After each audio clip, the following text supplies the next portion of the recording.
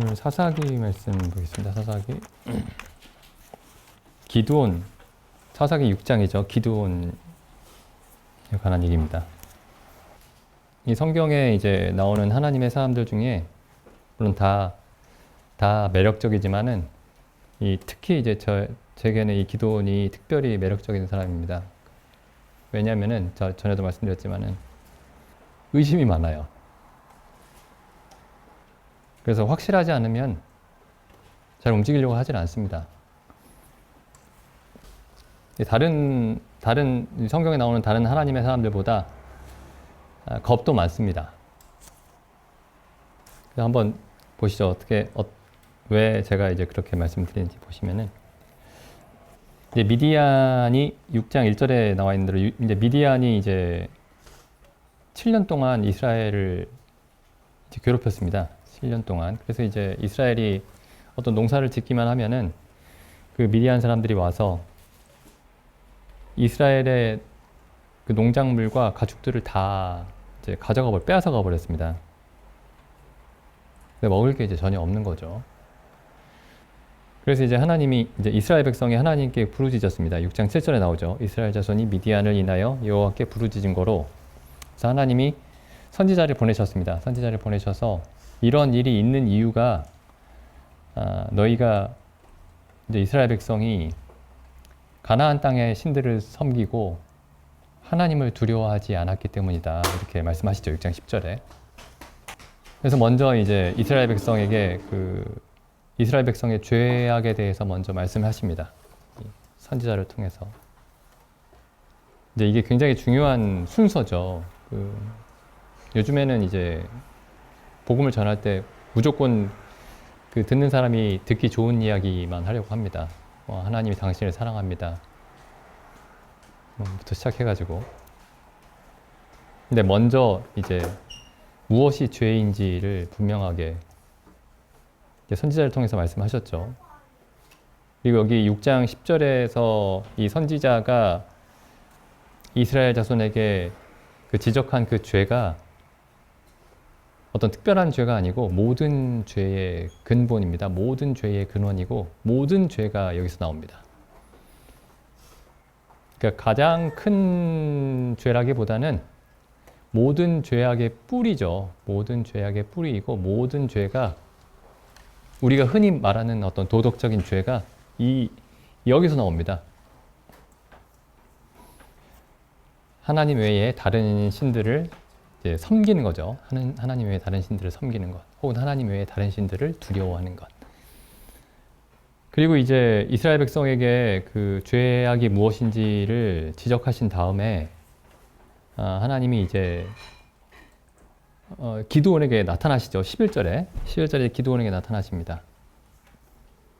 좀 읽어보겠습니다. 11절부터 여호와의 사자가 아비에셀 사람 요아스에게 속한 오브라에 이르러 상수리 나무 아래 앉으니라.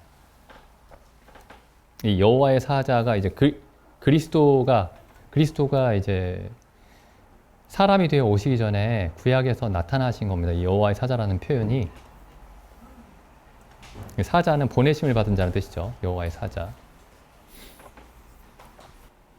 마침 요아스의 아들 기드온이 미디안 사람에게 알리지 아니하려 하여 밀을 포도주 틀에서 타작하더니 미디안 사람에게 발각이 되면은 이제 밀을 빼앗기니까 몰래 포도주 틀에서 이제 타작을 하려고 왔습니다.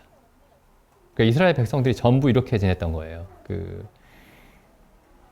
근데 이제 갑자기 12절에서 이제 이 여호와의 사자가 이렇게 말씀하시죠. 여호와의 사자가 뒤에 보시면 하나님입니다. 하나님. 지난 시간에 살펴봤었죠. 22절에 보면은 이 여호와의 사자, 이 사람이 여호와의 사자인 걸 기드온이 알았습니다. 결국에는 22절에. 그래서 보시면은 기드온이 그가 여호와의 사자인 줄 알고 가로되 슬프소도이다. 주 여호와여, 내가 여호와의 사자를 대면하여 보았나이다. 여호와께서 그에게 이르시되 너는 안심하라. 두려워 말라. 죽지 아니하리라. 어쨌든 여기 다시 돌아와 보겠습니다. 12절에 여호와의 사자가 기드온에게 나타나 이르되 큰 용사여, 여호와께서 너와 함께 계시도다. 지금 여기 이 기드온이 11절에서 보이는 모습을 보면은 큰 용사는 아닙니다. 예. 큰 용사의 모습은 전혀 보이지 않죠. 이 용감한 전사란 뜻이죠, 용사. 용기는커녕 이제 그 미디안 사람이 두려워서 몰래 밀타작하러 슬금슬금 이렇게 숨어서 움직이는 사람이었죠. 근데 갑자기 여호와의 사자가 나타나서 큰 용사여 이렇게 얘기를 합니다. 큰 용사여. 그러니까 13절에 기드온이 그에게 대답하되 나의 주여 여호와께서 우리와 함께 계시면 어찌하여 이 모든 일이 우리에게 미쳤나이까. 그러니까 여호와께서 너와 함께 계시도다 이렇게 여호와의 사자가 얘기를 하니까 기드온이 대답하기를 여호와께서 우리와 함께 계시면 왜 이 모든 일이 우리에게 미쳤습니까? 그러니까 현실적이죠. 기드온이 현실적입니다. 요즘에 교회에서 이런 말을 하면은 뭐 무조건 사람들이 아멘을 하죠. 아멘. 여호와께서 너와 함께 계시도다. 그리고 아멘 이렇게 합니다. 좋은 말을 하면 듣기 좋은 말이라고 아멘 합니다. 근데 기드온은 이렇게 생각을 한 거예요.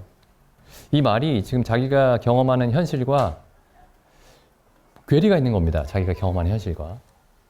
그러니까 이제 우리가 듣기에 어떤 얘기가 하나님의 말씀이에요. 혹은 성경에 있는 말씀입니다. 그럼 아멘 이렇게 할 게 아니고 우리의 경험과 괴리가 있으면 뭐 하나님의 말씀이니까 맞겠지. 이렇게 하는 게 믿음이 아닙니다, 사실. 하나님의 말씀이니까 맞겠지. 이거는 이렇게 말하는 건 사실 정직한 게 아닌 거죠. 기드온처럼 이렇게 질문해야 됩니다. 이 말씀이 저는 잘 이해가 되지 않습니다. 우리 집회 때 질문하라는 말씀이 아니고 집회 때 뭐 질문하셔도 되지만 하나님 앞에서 질문해야 됩니다. 저는 이 말씀이 잘 이해가 되지 않습니다. 제 삶에서 이 말씀이 잘 이해가 되지 않습니다. 이게 저에게는 추상적입니다. 이 말씀이 저에게는 제 삶과는 괴리가 있습니다. 이렇게 질문을 해야 되는 거예요. 기드온이 지금 하는 일이 그런 일입니다. 기드온이 그에게 대답하되 나의 주여 여호와께서 우리와 함께 계시면 어찌하여 이 모든 일이 우리에게 미쳤나이까. 그 다음 또 이렇게 얘기하죠. 또 우리 열조가 일찍 우리에게 이르기를 오래전부터 우리에게 이르기를 여호와께서 우리를 애굽에서 건지셨다 한 그 모든 기적이 어디 있습니까? 우리 조상들은 애굽에서 나올 때에 수많은 이적을 보았다 하는데 지금 우리는 하나님의 이적을 볼 수가 없으니 이 어찌된 일입니까? 이렇게 질문을 하죠. 우리 조상들이 애굽에서 하나님이 구원하셨다는 말을 저는 전혀 못 믿겠습니다. 그런 뜻이 아닙니다.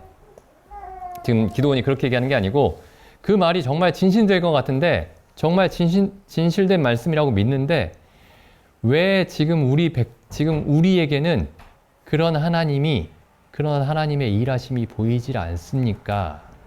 이렇게 질문하는 거죠. 그러니까 14절에 여호와께서 이렇게 말하죠. 여호와의 사자와 여호와라는 말이 이렇게 이제 번갈아 가면서 쓰입니다. 여호와께서 그를 돌아보아 가라사대 너는 이 내 힘을 의지하고 가서 이스라엘을 미디안의 손에서 구원하라. 내가 너를 보낸 것이 아니냐. 그러니까 내가 너를 보내었다. 이렇게 말씀하시죠.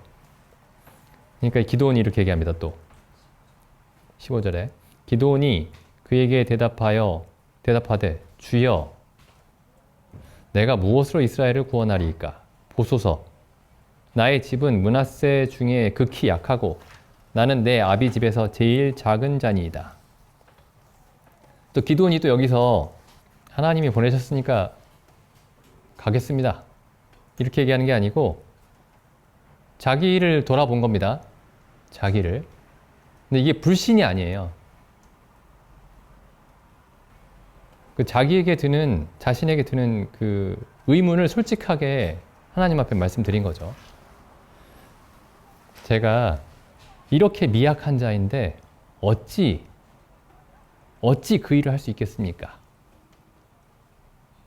그러니까 16절에 여호와께서 그에게 이르시되 내가 반드시 너와 함께 하리니 내가 미디안 사람 치기를 한 사람을 치듯 하리라. 그래서 하나님이 항상 하시는 말씀은, 어떤 사람을 보내시면서 하시는 말씀은, 그 사람이 야 내가 너를 보니까 너 참 능력이 있고 지혜가 있더라. 그래서 내가 너를 택해가지고 내가 너를 통해서 나의 일을 하겠다. 이렇게 말씀하신 적이 전혀 없죠, 성경에. 내가 너를 보니까 다른 사람들보다 좀 지혜롭고 능력이 있으니 내가 너를 내 종으로 택해서 내 일을 지키겠다. 이렇게 말씀하신 적이 전혀 없습니다. 오히려 이렇게 말씀하시죠. 내가 너와 함께 하겠다. 그러니까 하나님이 기드온이 나는 이렇게 연약한 자인데 내가 어떻게 그 일을 하겠습니까? 라고 하는 기드온의 그 반문에 내가 너의 모든 힘이 되겠다. 이렇게 말씀하시는 거죠. 그래서 기드온이 확실히 하고 싶은 겁니다. 그래서 17절에 이렇게 얘기하죠. 기드온이 그에게 대답하되 내가 주께 은혜를 얻었사오면 나와 말씀하시는 이가 주님이시라는 표징을 내게 보여주십시오. 아니 이쯤 되면 믿어야죠. 감히 이렇게까지 하나님 말씀하셨으면 믿어야 되는 거 아닙니까? 근데 기도는 이렇게 얘기하죠. 당신이 주님이시라는 표징을 제게 보여주십시오. 사실 우리가 계속 해야 되는 기도입니다, 이게. 하나님, 당신이 예수 그리스도께서 당신이 우리의 머리가 되시고 우리의 참 목자가 되신다는 표징을 밝히 보여주십시오. 아니 그냥 돌봐주신다잖아 이렇게 할 게 아니고, 돌봐주시는 것 같지는 않은데 돌봐주신다잖아 그렇게 생각할 게 아니고,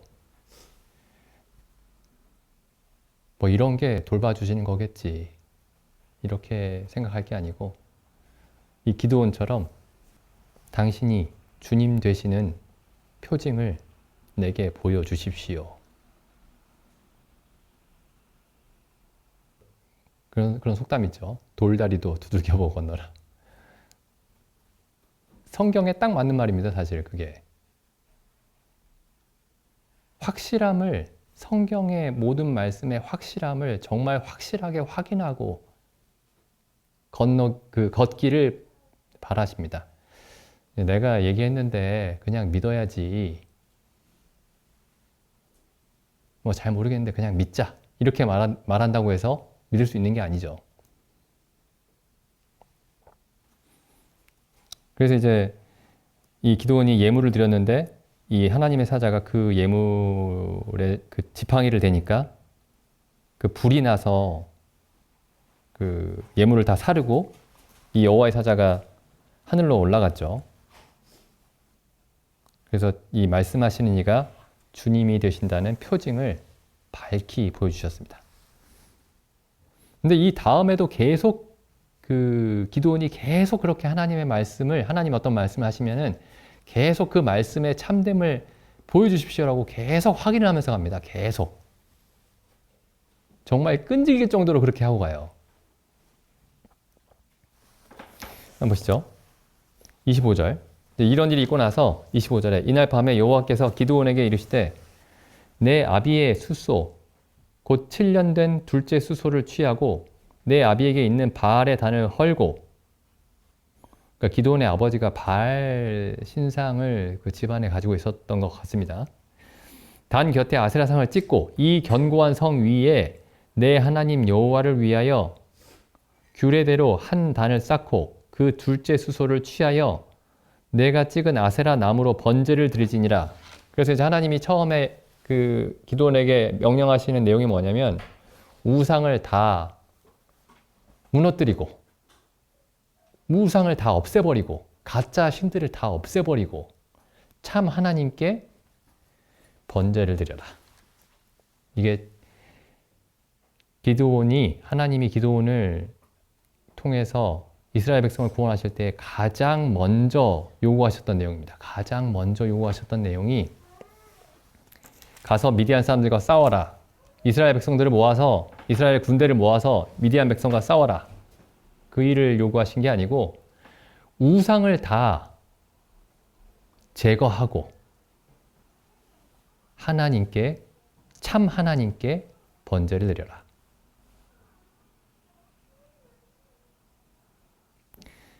그러니까 이 말씀을 듣고 27절에 보면은 이에 기드온이 종 열을 데리고 여호와의 말씀하신 대로 행했다. 이렇게 돼 있죠. 그래서 근데 그 다음에 보면은 재미있는 말씀이 있습니다.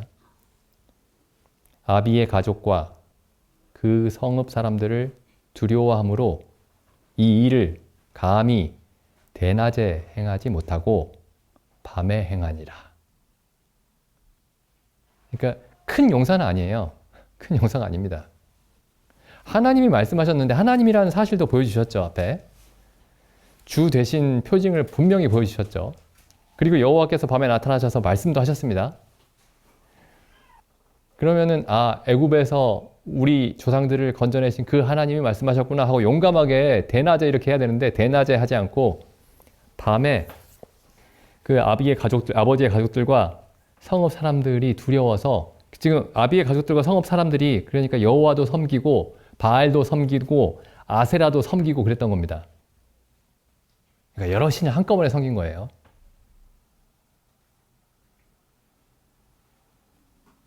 근데 다른 사람들이 두려워서 이 일을 낮에 하지 못하고 밤에 행합니다. 그래서 이 겁 많은 사람, 이 겁이 참 많은 사람이구나. 그런데 겁이 많아도 했죠. 두려움 가운데서도 했습니다. 계속 걱정하면서도 했습니다. 이제 그게 중요한 거예요. 두려움 없이 했으면 더 좋았겠지만 두려워하느냐, 겁을 내느냐, 걱정에 가득 차느냐, 그게 중요한 게 아니고 두려움과 걱정 속에서도 하나님이 하신 말씀을 행했습니다. 그러니까 우리는 이제 두려움도 없어야 되고 걱정도 없어야 된다 이렇게 생각하는데 두려움 속에서 있어도 좋고 걱정에 파묻혀도 좋으니 하나님의 뜻을 행하는 게 중요합니다. 하나님의 뜻을 행하는 게. 기드온이 그렇게 했잖아요. 기드온이. 근데 하나님이 이거 가지고 기드온을 책망하지 않으셨습니다. 그러니까 우리가 이제 살면서 기운이 빠지는 일도 있고, 혹은 심하게 걱정되는 일도 있고, 슬픈 일도 있고, 여러 가지 일들이 있을 수 있지만은, 나는 마음이 평안하고, 정말 마음이 기쁨으로 충만하고, 즐거울 때, 하나님의 말씀을 읽을 때 막 즐겁고, 그때 내가 하나님의 뜻을 행할 수 있겠다. 그런 게 아니고, 두려움 속에서도 하나님의 뜻을 이제 행하는 겁니다. 그리고 나서 이제 하나님께서 말씀하신 대로 행했죠. 그러니까 이제 난리가 났습니다. 이 성읍 전체가 난리가 났죠. 그리고 이 소식을 듣고 이제 33절에 보시면은 미디안 사람과 아말렉 사람과 동방 사람들이 요단을 건너와서 이스라엘의 골짜기에 진을 쳤다고 되어 있습니다. 그리고 34절에 보시면은 여호와의 신이 기드온에게 강림하셨다. 이렇게 되어 있죠. 여기에 지금 신약에서 사용되는 그 표현으로 하자면은 성령의 충만함을 받았다. 이렇게 바꿔 쓸 수 있습니다. 성령의 충만함을 받았다. 성령의 충만하심을 입어. 근데 기드온이 이제 나팔을 불죠. 나팔을 부는 건 이제 전쟁에 나가기 위해서 그 군대를 모으는 일입니다. 나팔을 불매 아비에셀 족속이 다 모여서 그를 쫓고 기드온이 또 사자를 온 므낫세에 두루 보내매 그들도 모여서 그를 쫓고 또 사자를 아셀과 스불론과 납달리에 보내매 그 무리도 올라와서 그를 영접하더라. 그 다음 보시죠. 36절에 또 기드온이 또 이렇게 합니다. 36절에 기드온이 하나님께 여짜오되 주께서 이미 말씀하신 같이 내 손으로 이스라엘을 구원하려 하시거든 보소서. 내가 양털 한 뭉치를 타작마당에 두리니 이슬이 양털에만 있고 사면 땅은 마르면 주께서 이미 말씀하신 같이 내 손으로 이스라엘을 구원하실 줄 내가 알겠나이다. 참 너무하죠. 이 기도는 너무한 사람입니다. 이 보면은 36절에 기도원이 처음에 하는 말이 주께서 이미 말씀하신 것처럼, 그래서 분명히 주께서 말씀하셨다는 사실을 분명히 인지하고 있습니다. 내 손으로 이스라엘을 구원하실 것이라고 주께서 이미 말씀하셨으면 그냥 가야 되는데 정말 그 말씀대로 정말 하시려거든 하고 다시 한번 확인을 합니다. 다시 한번. 어떻게 확인하느냐? 제가 양털 한 뭉치를 타작마당에 둘 테니까 이슬이 내려서 그 양털은 이슬에 젖고 그 주변 땅은 말라 있으면 그걸 하나님의 말씀이 참된 것으로 알겠습니다. 그러니까 38절에 그대로 됐어요. 그럼 이쯤에서 이제 믿고 전쟁을 하러 나가야 되는데 또 얘기합니다. 39절에 기드온이 또 하나님께 여짜오되 주여 내게 진노하지 마옵소서. 내가 이번만 말하리이다. 구하옵나니 나로 다시 한번 양털로 시험하게 하소서. 양털만 마르고 이제 반대로 하죠. 양털만 마르고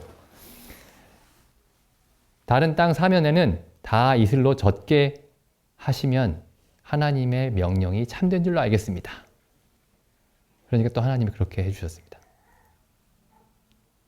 하나님의 말씀의 확실함을, 분명함을 구하고 확신 가운데 걸었던 거죠. 확신 가운데. 뭐 하나님의 말씀이니까 맞겠지 이렇게 하고 걸은 게 아닙니다. 확신 가운데 걸었죠. 그래서 우리가 성경에서 이제 여러 말씀들이 있는데 교회적으로 적용해야 되는 말씀도 있고 성도님들 각각의 개인의 삶 속에 적용해야 되는 말씀도 있는데 우리도 이제 기드온처럼 그 말씀의 진실하심 또 확실하심을 우리 자신이 확신하고 확신할 때까지 성경을 살펴보고 하나님 앞에 기도하고 그렇게 확신하는 그런 마음으로 이제 걸었으면 좋겠습니다. 이거 여기 또 한 가지는 하나님이 이제 이스라엘 백성을 구원하실 때에 이스라엘 백성 전체를 한꺼번에 움직이지 않으십니다. 동시에 움직이지 않으시고 기드온이라는 그 한 사람에게 먼저 나타나시죠. 기드온과 여러 그 사람들이 이 기드온 마을 사람들이 다 모였을 때 기드온에게 나타나신 게 아니고 그렇게 나타나셔도 되죠. 그러실 수도 있었죠, 충분히. 그런데 항상 한 사람에게, 기드온에게 1대1로 나타나십니다. 1대1로. 그래서 여기 구약에서 하나님이 일하시는, 구약의 하나님의 사람들이 그 하나님의 일을 하는 것은 전부 다 단체적인 일이죠. 전부 이스라엘 백성을 위한 일입니다. 그런데 이 단체적인 일이 어디에서 시작하냐면은 하나님과 사람이 독대하는 것으로 시작합니다. 독대하는 것으로. 1대1로 만나는 것에서 시작합니다. 그러니까 모든 일이 그렇죠. 성경에서 모든 일이 그렇습니다. 그래서 이게 그리스도인의 믿음이 교회로서 나타나죠. 교회. 그러니까 단체적인 겁니다. 분명히 교회가 중요하죠. 교회의 삶으로 나타나지 않는 신앙은 그리스도인의 신앙이 아닙니다. 가짜예요. 그런 게 없어요, 성경에. 그런데 그 교회로 나타나는 함께하는 신앙은 어디에서 시작이 되느냐, 어디에 뿌리를 두느냐, 하나님과 독대하는 데서 시작됩니다. 하나님과 독대하는 데서. 물론 이게 지금 당연한 말씀이죠. 당연한 말씀이지만은 사실 쉽게 간과할 수 있는 말씀이기도 합니다. 그래서 이제 그냥 신앙을 그냥 교회 생활로, 어떤 단체 생활로 그렇게 생각할 수가 있어요. 그래서 하나님과 그리스도와의 어떤 관계가 없이 그냥 교회라는 어떤 단체 속에 묻혀서 그냥 신앙생활을 할 수도 있습니다. 근데 그건 성경이 말하는 교회의 생활도 아니죠. 그건 성경이 말하는 교회 생활도 아닙니다.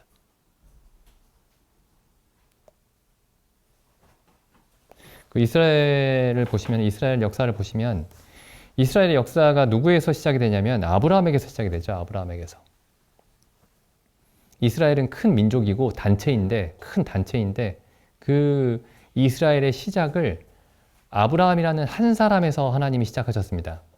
그러니까 하나님이 자기 백성을 부르실 때에 이미 어느 정도 규모가 있는 부족을 부르신 게 아닙니다. 그 어느 정도 규모가 있는 부족을 택하셔서 시작하신 게 아니고 아브라함이라는 한 사람으로 시작하셨습니다. 그게 뭘 의미하는가 깊이 생각할 필요가 있죠. 그래서 아브라함 한 사람이 이스라엘 백성으로 발전을 하는 겁니다.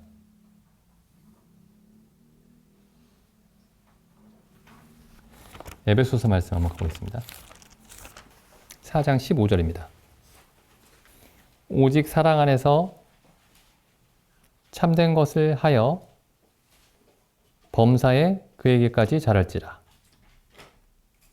이 어떤 번역에는 오직 사랑 안에서 진리를 붙들어 이렇게 번역이 되어 있습니다. 어떤 번역은 오직 사랑 안에서 진리를 붙들어 모든 일에 있어서 그리스도에게까지 자랄지니라. 그러니까 우리의 모든 일에, 그게 교회적인 일이든지 개인적인 일이든지 모든 일에 있어서 그리스도가 나타나야 된다라는 말씀이죠.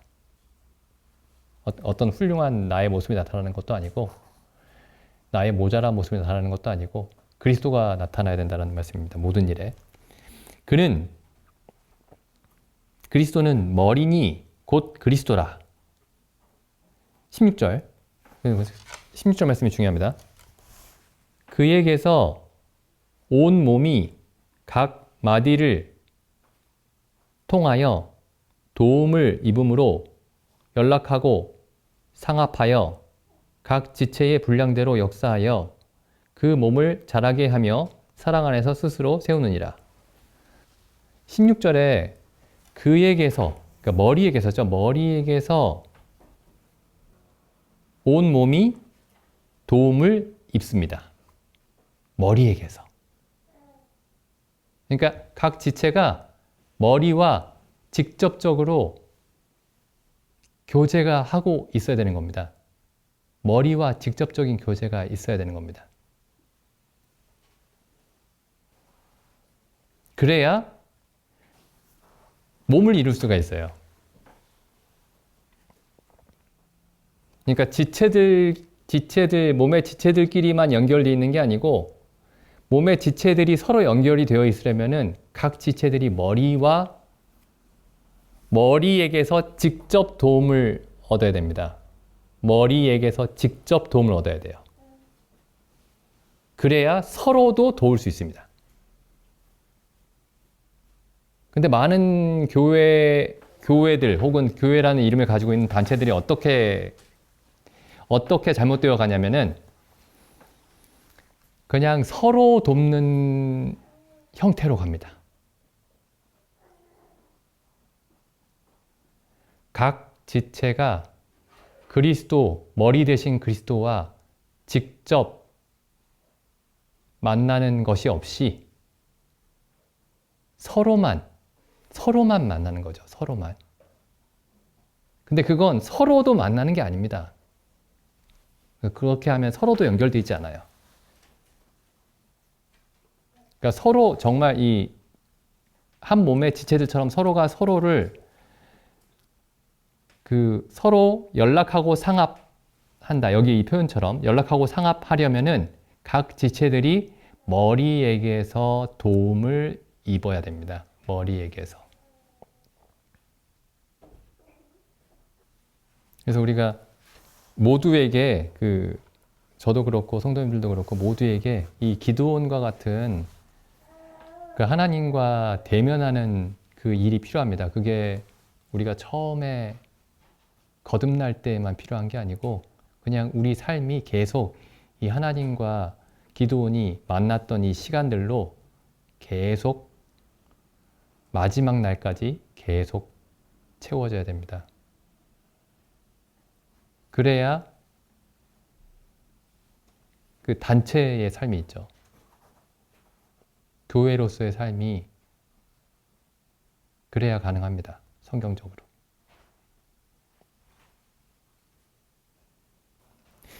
이 성경에 이제 하나님의 사람들을 보면 다 그렇게 돼 있죠. 패턴이. 모세도 하나님이 이스라엘 백성과 모세가 함께 있을 때 그 가운데서 모세에게 나타나신 게 아니고 모세와 홀로 호렙산에서 만나셨습니다.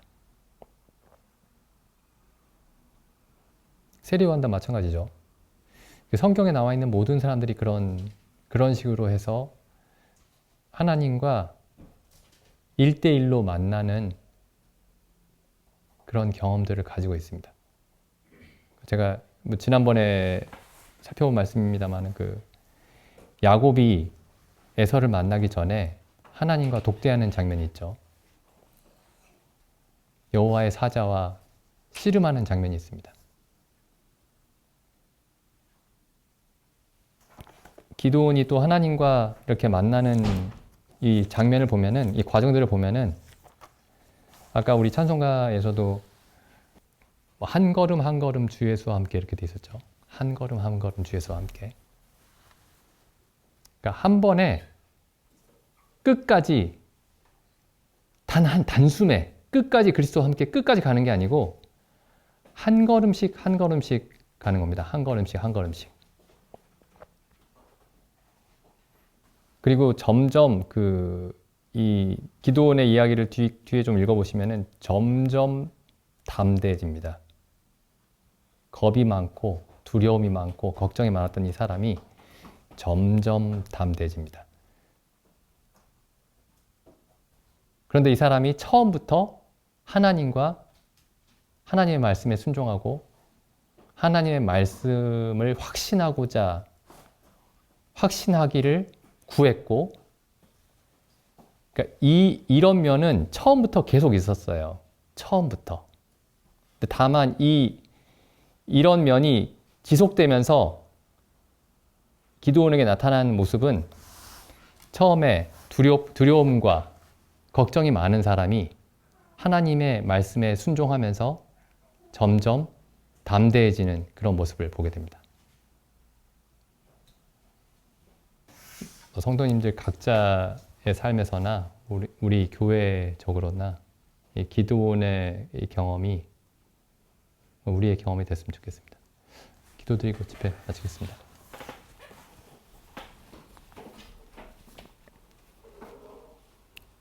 하나님 아버지, 참 기드온을 통해서 하나님의 일을 행하신 그 사실을 성경에 기록하여 주셨음에 감사드립니다. 참 본래 대범한 사람들이 하나님의 일을 했던 것이 아니오라.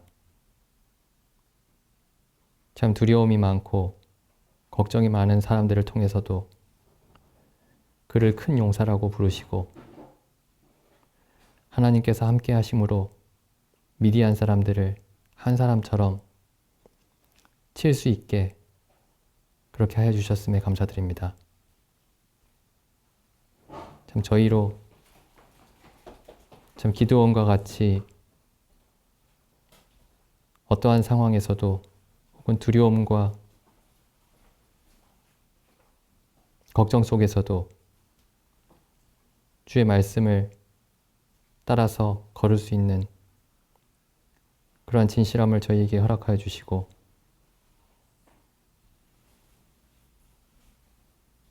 또한 하나님의 말씀에 참되심을 그 참되심의 징표를 항상 구할 수 있는 그러한 끈질김을 저희에게 허락하여 주시옵소서. 주신 시간과 말씀에 감사드리며 우리 주 예수님의 이름으로 기도드립니다. 아멘.